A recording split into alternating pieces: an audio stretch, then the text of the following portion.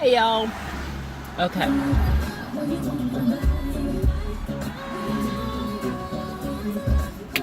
So, this one is about watching your toddlers. Definitely toddlers because they're nonverbal. But in toddlers, your older children, probably up until 10 years old. I gave my daughter a doll. I mean, so she plays with dolls and whatever have you, but fairly recently, she's in a new daycare and whatever, and she'll grab the doll, and she's been doing this for a while now, and lifting the doll's legs up and go, ew, and then she'll pretend like she's changing the doll, and then put the doll's dress down or whatever have you, if the doll has a dress on, and then, send the doll on his way. So that represented that represented her changing the doll's pamper. So that represents what is happening to Raven. Somebody's changing her pamper. Now, the reason why I bring this to you is because, remember, well, anybody that's around my age, that 40-ish range, knows that back in the days in the 80s and 90s, for kids that was abused, the therapeutic method for them was to give them dolls. And you gave them dolls to see what they did with the dolls. And 9 times out of 10, they acted out whatever happened to them on the doll. Whether it's beat up, you beating somebody up, whether it's a sexual nature, whether it's whatever, verbal, whatever it is. The kids acted out, and they do.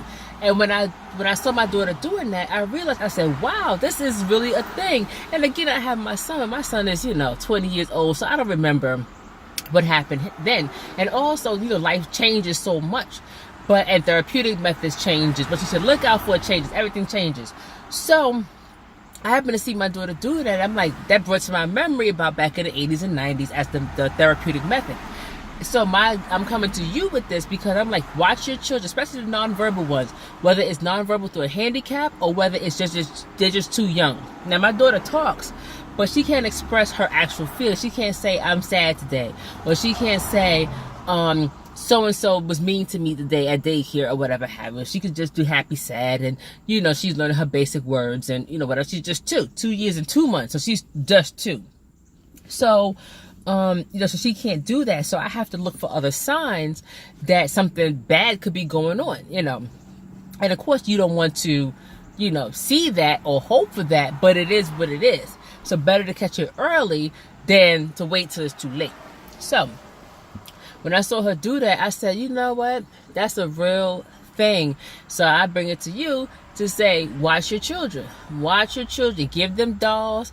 Give them action figures, whatever the case may be, so you can see what's going on in their lives. And they will act it out. They do 2 things. They act it out and they draw it out. Now, even if they can't draw, they will draw it out. They will draw out conflict. They will draw out happiness. They will draw out sadness. They will draw it out. And these are therapeutic methods that we've seen over the years, but we kind of, at least me anyway, kind of dismissed it like, oh, that's just therapy or whatever have you. But no, it's a real thing. Give them a pen and paper. You can see what their lives look like. Give them dolls, action figures, whatever. You can see what their lives look like when they're not with you. Also, they do that for dementia patients and Alzheimer's patients too. Now, they do it for a few reasons. One is, and not therapy, but necessarily, but when they are in the nursing homes or their dementia centers and whatever have you, they give them dolls. One, because they already are baby-like. So that's one. 2, it gives them a connection. It gives them connection to the real world. But 3, and please help me out, any nurses and stuff like that know better. But I've been in a dementia, well, not been in a dementia patient unit before, but you get the point.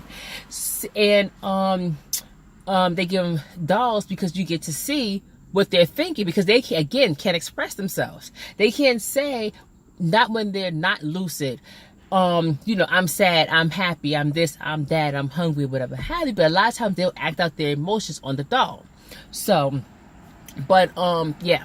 So pay attention to the cues with the doll and drawing. Don't discount that drawing. Look at all the drawings from the time they can start holding up a pen and pencil all the way until they can really fully function mentally and express themselves in teenager land.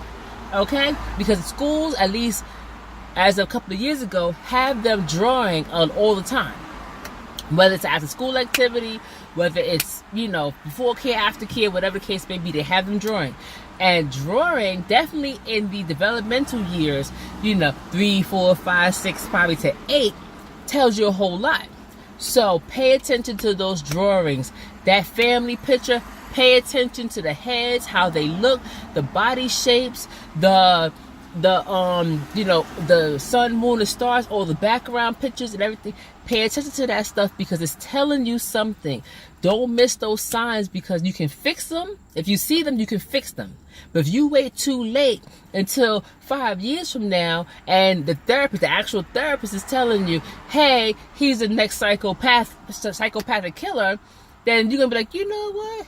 I remember those drawings with my head cut off on the page. Hello?